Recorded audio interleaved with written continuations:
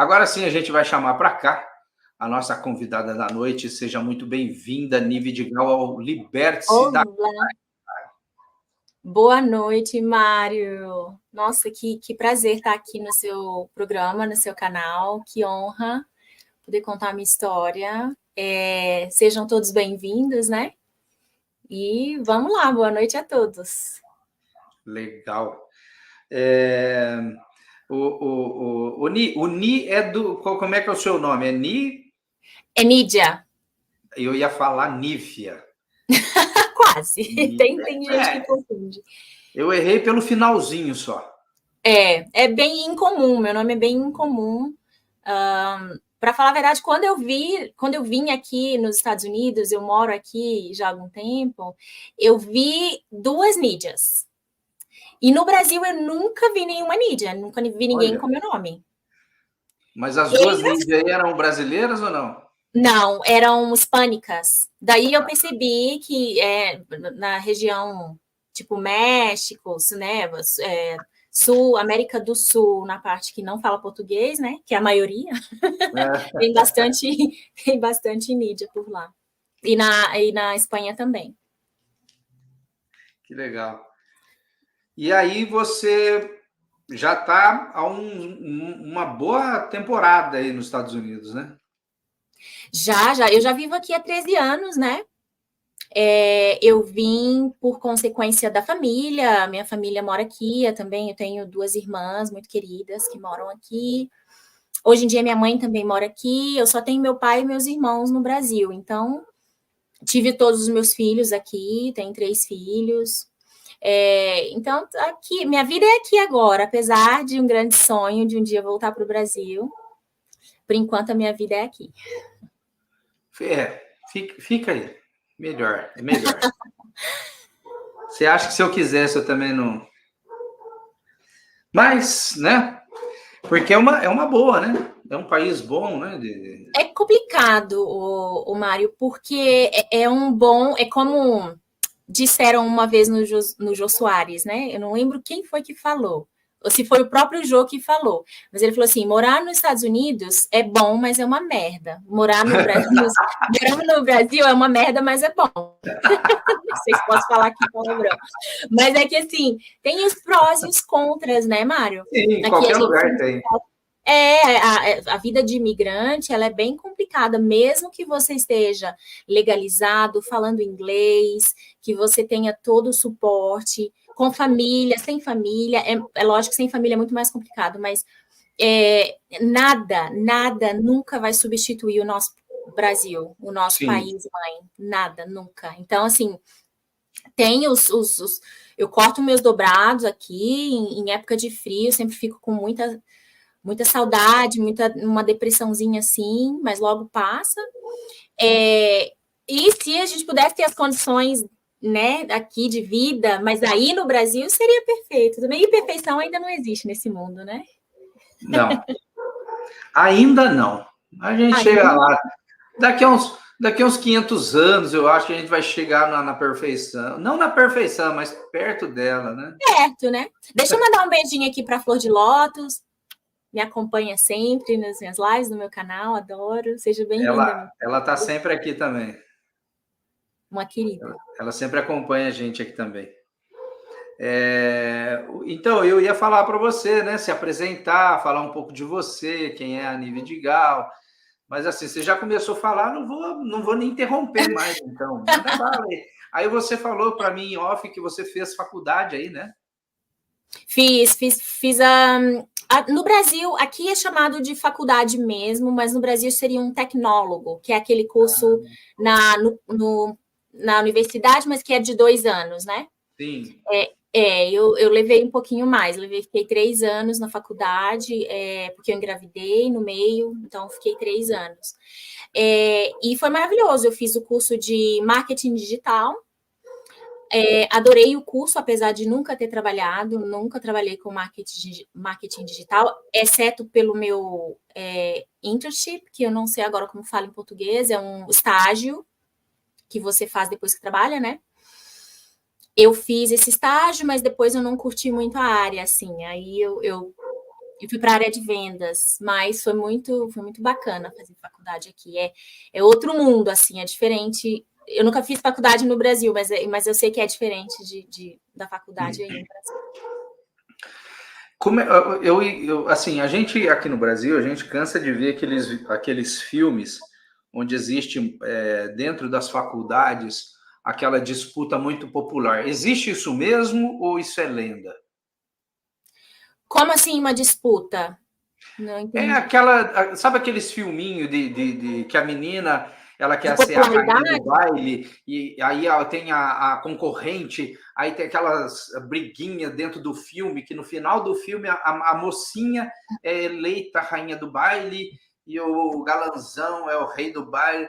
É uma frescurada, eu odeio essas É. coisas, mas tudo bem. Eu só queria saber se é verdade isso. É verdade. Só que no high school, que é naquele último ano, sabe, do segundo grau, Aham. geralmente no segundo grau, que eles chamam de high school, aqueles 3 últimos anos do ensino médio, vai ter isso. Tem isso de verdade. Acho que é porque o pessoal é imaturo, né? São aqueles adolescentes imaturos e tal. Na faculdade, não. Na faculdade não acontece essas coisas, não. Não, né? Já não tem mais esses bailezinhos, é outro tipo de coisa. Porque aí É são outra pegada. jovens mais maduros, um pouco, né? Precisam levar as coisas mais a sério, assim. Aham. Mas é verdade, sim, acontece. Essa coisa de popularidade, de disputazinhas, assim, acontece mesmo. Minha filha está entrando agora na adolescência, né? Eu estou podendo acompanhar ela bastante, ficar de olho, né? Como é que é na escola, porque é brabo lá, bullying, essas coisas aqui é bem complicado. Eu digo isso porque a gente cansa de ver aqui no Brasil, passa direto, né? Nesses canais de assinatura, né?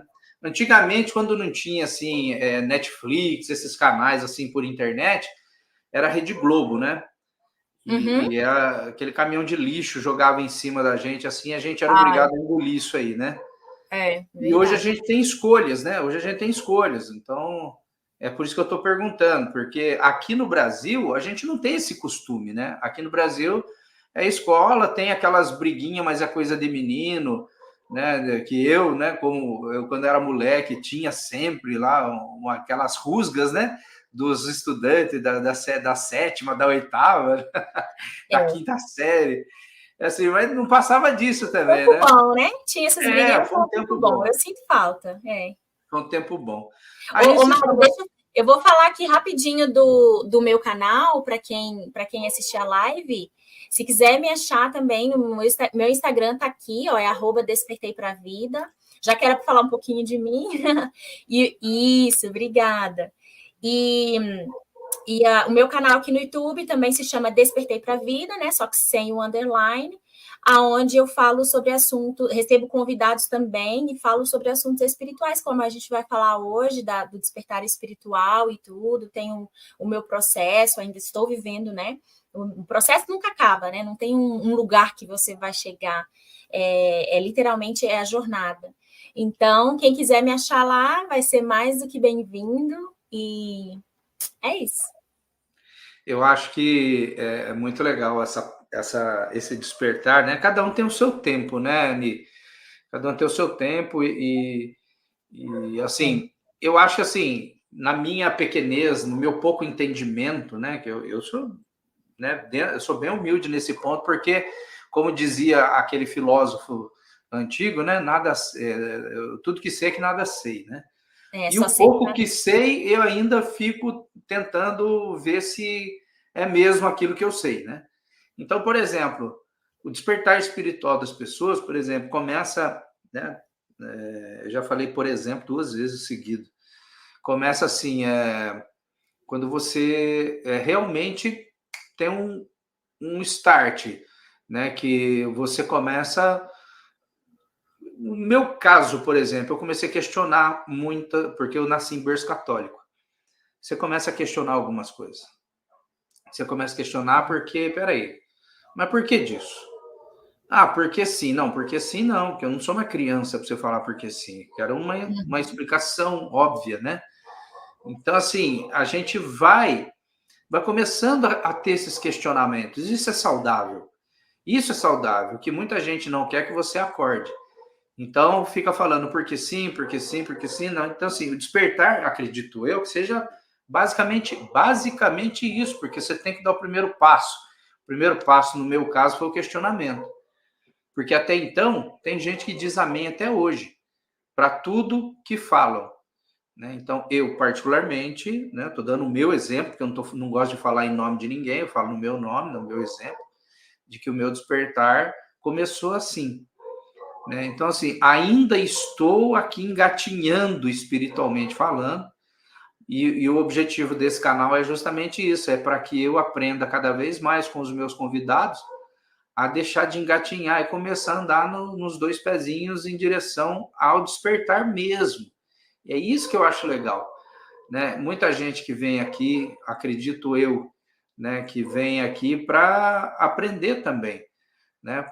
Não vem aqui só para fazer pergunta. E quem pergunta quer saber. Se quer saber, aprende, né, com a resposta. Penso eu assim. Então, assim, quando a gente traz as pessoas aqui para poder passar essas informações, é isso. É para a gente cada vez mais despertando, né? Sim, com certeza. Você me fez lembrar de uma vez que eu escutei, eu não sei se você conhece o Júnior Legrezzi. Sim, sim. Ele estava no programa do Paranormal Experience e ele falou o seguinte, algo que ressoou muito comigo. Ele falou assim, o processo de despertar, ele é mais ou menos como se fosse assim, um vale e as montanhas. Algumas pessoas ainda estão no vale, né? Estão completamente adormecidas. Outras pessoas, elas estão já no pé da montanha. Esses são os pseudo-despertos. E não pseudo, mas eles se dizem despertos, mas eles ainda estão na base da montanha, talvez com um pouco de dificuldade de subir mais, precisar agir mais, ou talvez com um pouco de preguiça, ou talvez ainda não acharam aquele conhecimento que ressoou e não está escalando, né? Uhum. Eu me considero que eu estou na base da montanha, eu ainda estou procurando um conhecimento que vai ressoar comigo, que eu vou agarrar. Por enquanto, eu estou aqui e ali, eu sei um pouquinho de cada coisa, eu tento achar ali, sei que não há verdade absoluta, então continuo buscando. E tem aqueles despertos que já estão um pouquinho acima da base da montanha, com dificuldade, mas estão subindo, estão jogando ali a sua ferramenta para subir mais e mais e mais. Alguns um pouco mais em cima, na montanha, tem um pouco mais de conhecimento, e não tem ninguém no topo da montanha. Ninguém está no topo da montanha. Então, não aqui na Terra, tá? Falando de nós humanos aqui. Talvez seres assassinados e coisas assim. Então, assim, é um processo, é um caminho de muito estudo, de muita intuição, na minha opinião, de muita intuição mesmo, porque vai chegar muita informação. Para mim, tem chegado muita informação. Eu fico muito confusa, às vezes desesperada, porque desde que eu questionei, como você falou, o questionamento para mim foi ótimo, foi libertador, né? Só que, ao mesmo tempo, ele veio com preço. Porque o questionamento é assim, aí você acha um pouquinho do que você questionou ali, você acha um outro pouquinho ali, um outro pouquinho ali, e tem que ter muita intuição e muita sabedoria, ouvir o eu superior, né? Ouvir a criança interior falar, para que a gente possa ter, para que possa haver coerência em tudo que a gente vai descobrindo, em tudo que a gente vai aprendendo. Então, é um caminho maravilhoso, porque é cheio de informação. Para mim, eu venho, se você me permitir, eu já emendo aí, começando a contar a minha história. Eu venho não um berço, porque eu não nasci nessa religião, mas eu venho de um passado mórmon, né, de uma igreja que chama Igreja de Jesus Cristo dos Santos dos Últimos Dias, alguns aqui vão saber, é daqueles missionários, geralmente são gringos, agora já tem bastante brasileiro, né, que fica de terno, gravata, tem uma plaquinha aqui, e pregando o evangelho, né, da maneira que eles sabem, na pureza deles, pregando o evangelho para as pessoas. Então, eles encontraram a minha família em 1997, eu tinha 12 anos, e eles pregaram para minha família e tal, e eu acabei me filiando, eu, minha mãe e minha irmã. E a gente se filiou, eu e a minha mãe, a gente já logo se afastou, eu era muito criança ainda, muito pequena, não sabia o que queria da vida. A minha mãe já era adulta, mas ela também não quis aquilo naquela época. A gente acabou se afastando, mas ficou um link com essa igreja, porque a minha irmã do meio continuou sempre na igreja. Quando eu fiz 19 anos, que eu já tinha vivido bastante, aprontei, e foi uma fase maravilhosa. Eu vivi a adolescência, assim, digamos que bem vivida, assim, sabe? E aí, com os 19 anos, já não queria mais aquela vida de curtição. Fui levada a um período, assim, em que eu estava comentando com você antes, que eu, aos 19, fui morar em Portugal, né? Quando eu saí do Brasil, eu me vi muito sozinha. Eu não tinha amigos lá, eu não tinha com quem falar, com quem sair. Eu estava vivendo uma vida bem ativa, assim, nesse sentido, curtição. E chega lá, pum, não tinha nada. Então, e a minha irmã era da igreja, então minha irmã ficou. Vamos na igreja. Lá tem gente, lá tem atividade, vamos. Se quiser fazer aí sozinha, sábado à noite, domingo de manhã, o que você está fazendo? Só vamos na igreja. Então, foi me chamando, foi me empurrando, eu acabei voltando para a igreja. E quando eu voltei muito comprometida. Porque eu tinha cansado um pouco daquela vida de curtição, então eu estava comprometida mesmo. Com Deus, com a religião e tudo. Foi quando eu decidi ser missionária. Aí eu fui servir, assim como esses jovens rapazes com plaqueta, não sei o quê, tem a versão feminina também das missionárias. E eu falei, eu quero ir.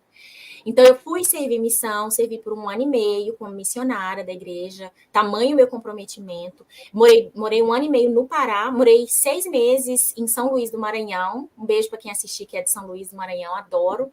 E 1 ano morei no Pará, também um beijão para Belém do Pará, onde eu tive experiências maravilhosas, né? Não me questionava. Nessa época não tinha questionamento, não tinha nada. Eu estava super envolvida, super mergulhada na religião. Que fez muito bem para mim também naquela fase que eu estava vivendo. Quando eu voltei dessa missão, que eu conheci meu marido, casei, e aí eu fiquei de novo comprometida, agora não como missionária, mas com essa questão da família, né? Criar filhos dentro da religião. A Matrix me pegou mesmo, me amarrou. E eu fiquei, servi, tive muitos chamados na igreja e tal, foi muito bom. Aí, pulando para o meu período de questionamento, de despertar, depois de mais ou menos uns 16 anos, 15, 16 anos servindo na igreja, eu comecei a me questionar com algumas coisas do passado da minha igreja.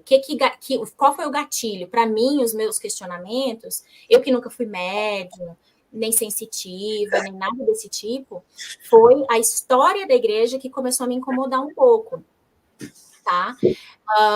Eu não quero entrar aqui muito nesses detalhes, mas tinha coisas que tem, né? Coisas ainda nessa religião que incomodam um pouco, como, por exemplo, poligamia no passado da igreja, a questão do racismo muito grande, onde homens negros não poderiam receber o sacerdócio dentro da igreja, que é uma coisa que é grande dentro da igreja. Todo homem faz uma certa idade, completa uma certa idade e recebe o sacerdócio. E para os homens negros não podia. E o fato dos primeiros presidentes da igreja, profetas da igreja, líderes da igreja, cometerem a poligamia, né? De ter mais de 10, 20, 30 mulheres. Um deles teve 47 mulheres. Nossa! Então, eram coisas pesadas, mas que... Engraçado que eu sabia antes, mas eu estava tão cega, eu estava tão comprometida com a religião, com medo, porque para mim era a única religião verdadeira, é uma das religiões que prega isso no púlpito, que prega isso assim, bem aberto. Somos a única igreja verdadeira na face da terra. Eu falava isso em púlpito. Então, nunca questionei, porque eu achava que era... aconteceu, então. Abraão também teve muitas mulheres, não sei o que, tem racismo. Aí todo mundo fala, antigamente também tinha racismo contra os judeus, e tal. E iam, né, enterrando aquela verdade, tentando tentando justificar, e aí a gente foi empurrando com a barriga. Também o medo de não ir para o céu, né? Que lá eles chamam de reino celestial.